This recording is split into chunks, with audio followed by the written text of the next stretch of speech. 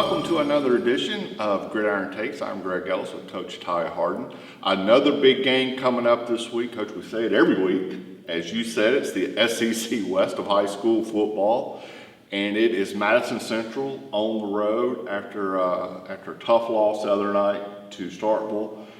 But I love the energy I saw in that game. And you guys played your tails off Friday night. We did. We played us hard, very hard, a lot of effort. I told our guys after the game, could have, should have won the game, but we have a chance in every football game if we give that type of effort and get after it like that. We'll see. It's our first long road trip, so we'll see how our guys respond.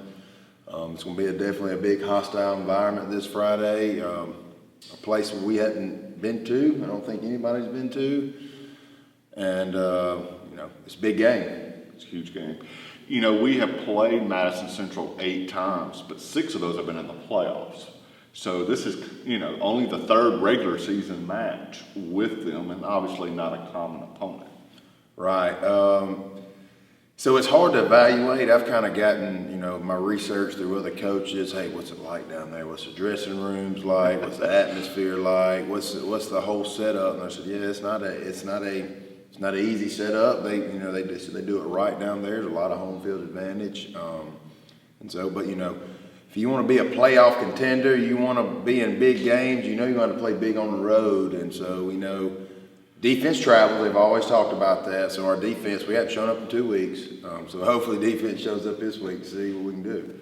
One of 3 trips to that area this year, if you count Germantown and Clinton. So going to be wearing the road pretty good going to the Jackson area, but that's the division we're in. We got to deal with it. But let's go back to last Friday night with Starkville. Incredible start to the game. Pick 6 right off the bat. It was like you guys knew the play was coming. We felt good at our game plan. Schematically, we were ready for everything they kind of threw at us, and so we knew they probably wanted to get to one of their better receivers out there on some quick game stuff to get us running side to side. We called the right play to take away the flat, so Fred Adams jumped it and pick 6 right off the bat. It's always good to start off like that. I'm friends, with Coach Jones. Me and him talked after the game. He's like, man, he threw his game plan away right after that. So they were kind of scrambling. Kudos to them. When they got down 14-0, their kids never got phased, which was impressive. For Starkville, our guys kind of took their foot off the accelerator a little bit. Friday was a learning moment of, guys, you've got to play 4 quarters in a big game. In a big game with one of the best opponents in the state of Mississippi, how are you going to play the whole time? Our guys still had a bitter taste in their mouth at the end because I think they knew, man, we kind of let it go. We did play our butts off. If we wouldn't have played our butts off, it wouldn't have been a ball game, but we played our butts off. Kids got after it. Some mistakes here and there, a call or 2 here and there, which I never say, kind of changed the game. Sooner or later, those big games are going to go our way. I told our guys, they keep working their butt off and keep playing hard. The football guys are going to pay you back. Right. I heard an interesting quote the other day. I think it was from Ole Miss. Don't let one loss become 2 after after a big game. Is that something that you have to preach to? Exactly. Yeah. Like don't let the momentum. Don't let that folks call it the football hangover. Don't let the football hangover get to you. We obviously didn't let it from the Oxford to the Starkville game because I think our kids were kind of sick how they played against Oxford compared to and that's what we challenged them pretty good after that game. Hey guys, this is how you got to prepare and practice the right way. You got to have the right type of mindset because this league is not any type of league that Tupelo's ever been in, or anybody really in the state's ever been in. Me and Coach Jones talked about it Friday night. It's kind of almost a disservice for the top 6 teams in our division. If you flinch, if you blink an eye, you could be out of the playoffs or whatever. You can't have any off day. No, you can't. We knew going into that game Stark will have a pretty good quarterback. He didn't disappoint. He's legit. He's special. I mean, I haven't seen a quarterback like him in a few years. I don't know if I ever have. For him to be a sophomore, didn't play like a sophomore.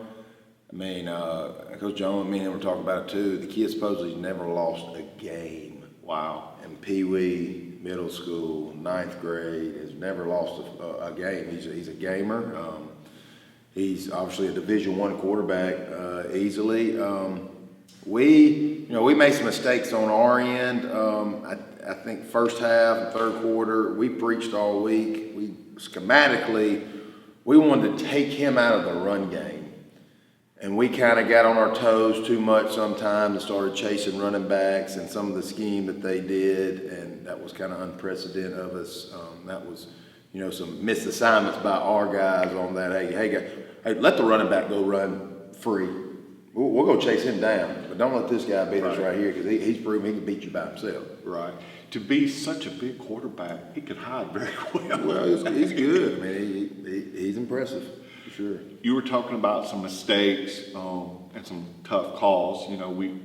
We had a chance to put points on the board right before the half, and then it seemed like some big third downs for our defense. We couldn't get off the field. Some of those weird penalties, and some they just made plays. And I know that as a coach, those are things you look back and go, golly, just one or two here. When you lose like that, that's what you look at. I mean, you look at the negatives that all happen. You remember the loss is always more than the wins. One drive, we're looking at, we probably leave 21 points off the board. One drive, when we're up 14-0, one of our better receivers, I mean, it's an effort play by him. One of our better receivers catches a slant, breaks a tackle or two, fumbles the football. Right. We score a touchdown on that drive. Right before halftime, if our quarterback puts it on the line, instead of dropping it in there, it's a touchdown. Right. That's another point off the board. The play that kind of changed the game was when we forced a fumble and recovered it on the 10-yard line, 10 yards going in with 5 minutes left, and we get a phantom hands to the face call, 15-yard penalty, automatic first down for them. It was kind of, we didn't handle that right. I obviously didn't handle it right. Players didn't handle it right, but, that's our ball right there. Game's over.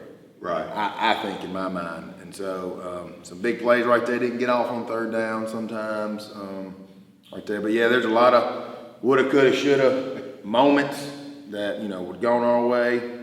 But that is football. We talk about Starkville's offense and then our mistake, but our offense had some big plays. KD had some nice catches again. Jeremiah played good. Quay played good. I mean, we stopped ourselves. Right. There's probably not at one time that Starkville stopped us. If you give us more time on the clock at the end of the game, we scoring touch. We're driving to tie the ball game right there. And yes, I am going for two below. So we just ran out of time right there. The only time we stopped was basically we stopped ourselves. All right, looking ahead to Friday, Madison Central. What do you know about them? What are they going to present? Obviously, you would consider Madison Central the mecca down there at the Metro. They've got it figured out how to run a program. Right. The school's got it figured out. Everybody down there. I mean, it's when you pull up in there, it's going to be a show. It's going to be, they've got a lot of kids to pick from. They got great setup. They got a great system. I mean, you're talking about another one of the top quarterbacks in the state of Mississippi as a junior. He's got SEC offers everywhere. Division I tight end. They want to be a physical brand of football and offense. They want to run it down your throat. They want to power. They want to counter. Big offensive line, one of the biggest offensive lines. They've always had offensive linemen. It's impressive how, they got some thick offensive linemen that can move. And they got some tight ends that are physical. They got 2 tight ends. One kid's a Division I tight end, but the other kid, I feel like, he's just as good. They got a kid that's a Division I receiver. Quarterback's a special kid, so they're physical, hit your mouth on offense, and on defense, they're fast as lightning. So it's kind of opposite. Like defensively, they're a quick, athletic defense. Not the biggest defense we've seen, but they're guys that play bigger because how fast they play. They always put themselves, they beat you with their speed, always in good position to make tackles, keep everything in front of you. Well-coached football team, well-trained football team. So, we're going to have a fight this Friday night, and wouldn't want any other way, though. They're a lot like Starkville in that they've had to rally a lot in the second half. They have, they lost to Stark. They lost to Starkville. Basically, it was the same exact score of our score. They lost the same way there. They beat Clinton. And it was kind of a game for a little bit, but they kind of ran away with it. But for the most part, going into the division, a lot of folks thought Madison Central was the best team, maybe in 6A at one point. So they're still. Wins and losses, yeah, they mean something to an extent, but everybody, it's all about matchups and stuff like that. And then once you get to the playoffs, it's all, you always say it's all new season. That's all our goal. Our guys know we can play with anybody. Right now, we're fighting to make the playoffs. That's what we're doing. We're fighting and scratching and clawing. And if we're fortunate enough to get that opportunity, I feel really, really good. 7 o'clock Friday night. If you can't go, goldenwaveathletics.com. You can obviously catch the stream. But before we close out, some big news for you. Congratulations on being named to the All-Star, the Mississippi Alabama All-Star coaching staff, defensive backs. How appropriate. We've become the DB school. We have to lead the nation in interceptions, I feel like, especially Fred. That's a big honor. It is. It's a bucket list item. Something that, did not think I would get this early in my career. I've been blessed in this profession in lots of ways. I'm at the best job in the state of Mississippi, my dream job, and I'm getting to do a bucket list item. Everybody wants to get to coach in the Mississippi-Alabama game, and when they approached me in the springtime, I was tickled pink, and to get to represent us, have a player, Jakaris Clayton, get to play in it too, get to coach him. You're coaching the best players in the state of Mississippi, but what's crazy is there is no telling. They're going to make it, supposedly going to make a picture book from every roster and stuff. There's hundreds and hundreds of NFL players that have played in this game. It's something that you can tell your kids one day. I can tell little Mo and Evie, hey, I coach so-and-so right now. He's an NFL All-Pro, all that. And just the story behind it, that's what we were down Sunday, and Johnny Mims was telling the guys, you don't know how this game could change your life. And there's a kid like Tylen Knight that didn't have a single offer at all, and he's got and now he's at Ole Miss starting DB. You got a guy like Chris Jones that I was fortunate to coach that turned in from a 2-star to a 5-star overnight because of that game. It's a special game. It's got a lot of history with it. Alabama always, they do it right over there. We know we got a big test, but it's fun to get to represent Tupelo and represent Mississippi. And where will it be played at this year? It'll be playing Hattiesburg, December 11th, 10th, whatever that Saturday is at 11 o'clock. We go down there and practice for a week. It's first class. But the game's in Mississippi at the Rock.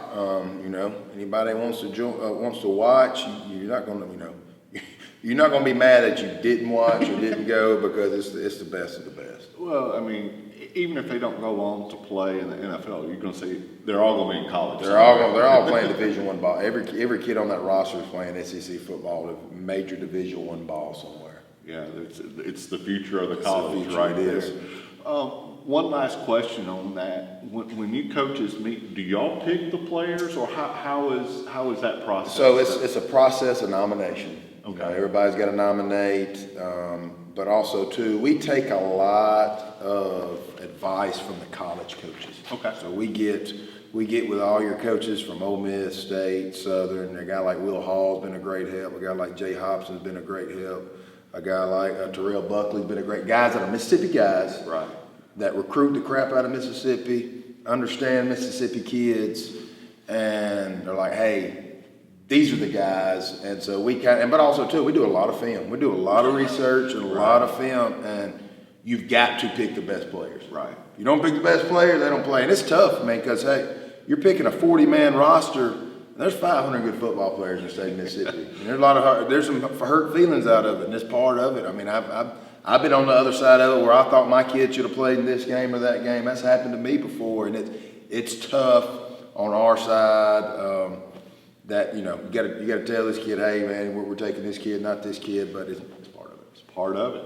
Part of it. Well, Coach, thank you, and again, congratulations to you and Terry. Again, great honor for Tupelo. Good luck Friday night. Huge game at Madison Central. For Coach Harden, I'm Greg Ellis. Have a great week.